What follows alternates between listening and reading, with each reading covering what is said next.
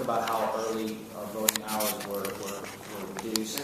Would you look to fully restore the period that was there before? And I guess, what do you say to the argument that to pare back the hours was to save money for your local boards of election? Well, Aaron, as you know, democracy, there's a price to democracy, and I believe access to the ballot is worth the cost. I think it was mess to say that you're going to try to save some money but thwart people's ability to make it to the ballot. As we know that in 2008, it worked, our experiment worked very well. But it's kind of curious in 2012, now you want to change the rules of engagement and change them in such a way that people don't have access to the ballot. In our bill, one of the things we would do is set a floor that there needs to be across the state of Ohio a minimum set of hours that all boards of elections have to adhere to. And it needs to be a variety of hours. We need to have weekday hours, we need to have weekday evening hours, we need to have weekend hours, and we need to have Sunday hours. I mean, right after the election, some of our colleagues on the other side of the aisle were talking about trying to take away Sunday voting. We know exactly what they're trying to do when they talk about trying to take away Sunday voting. You want to take away Saturday voting. So it absolutely makes no sense. Also, to restore the ability of boards of elections, though, to be able to have some ability to shape what needs to happen in the various counties based on on the needs of the voters in their counties. That was taken away. I mean, one of the very first directives that came out, or let me say the votes that took place early on between boards of elections, it was lopsided. In more Republican-leaning areas, those boards of elections, and rightfully so, Republicans and Democrats voted to extend early voting hours, and oh my God, we get into urban areas, more Democratic-leaning hours, and then you have a conflict between the Democrats and the Republicans, and to have a chief elections officer vote the opposite way, which is to try to suppress the votes in those areas, it makes absolutely no sense to me. What the voters of the state of Ohio deserve, they deserve to have the opportunity to vote for whomever they want to vote, and their political affiliation should not matter, and votes should not be suppressed in one area and then encouraged in another. This is about fairness, and this is about access, and that starts with the ballot.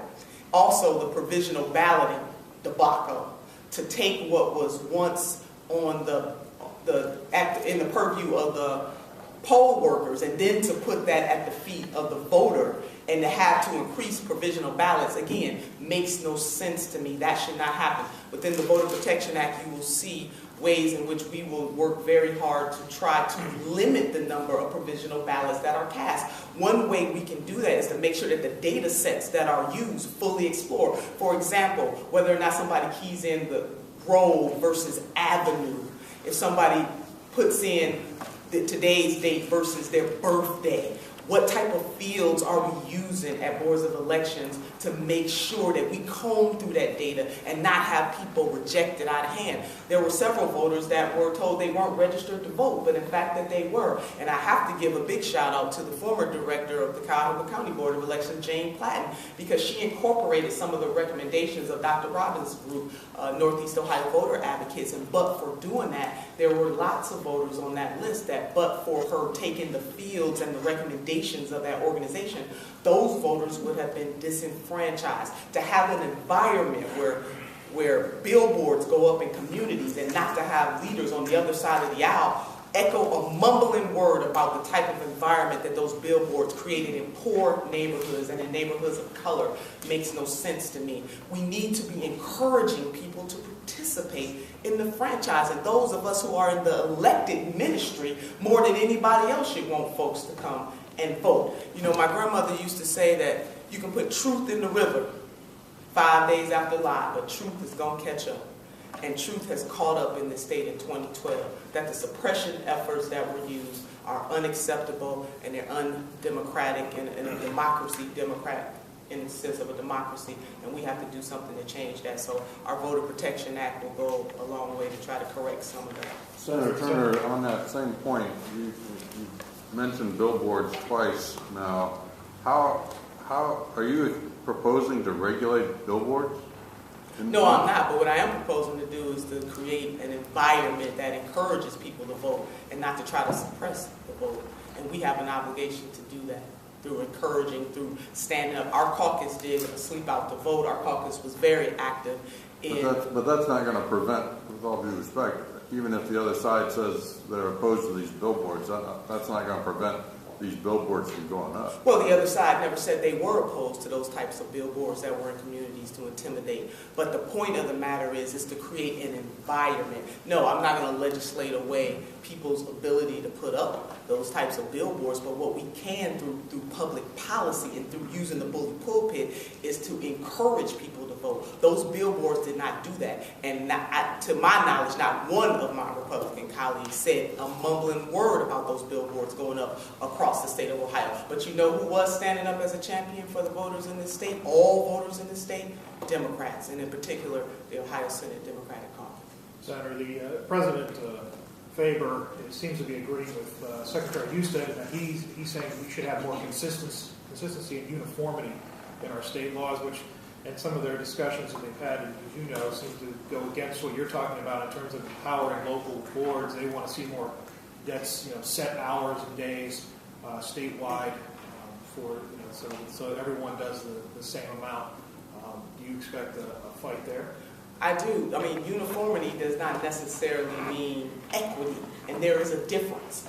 And I believe that they are misguiding in that attempt, and they're using the buzzword uniformity as a guise to lull voters into a sense that they're really looking out for them.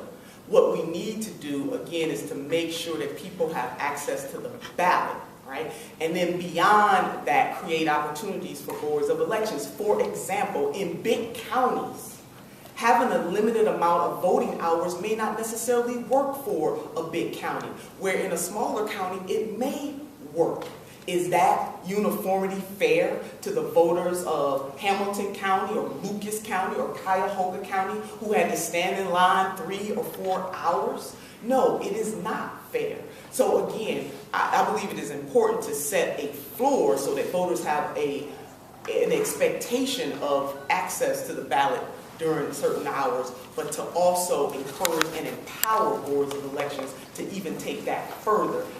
Again, that was done in big counties. It was done in Franklin County in 2008. It was done in Cuyahoga County in 2008, where they went above and beyond for access to the ballot. It would be really nice for the voters in this state not to have an elections officer that would appeal all the way to the United States Supreme Court to take away the last 3 days of early voting.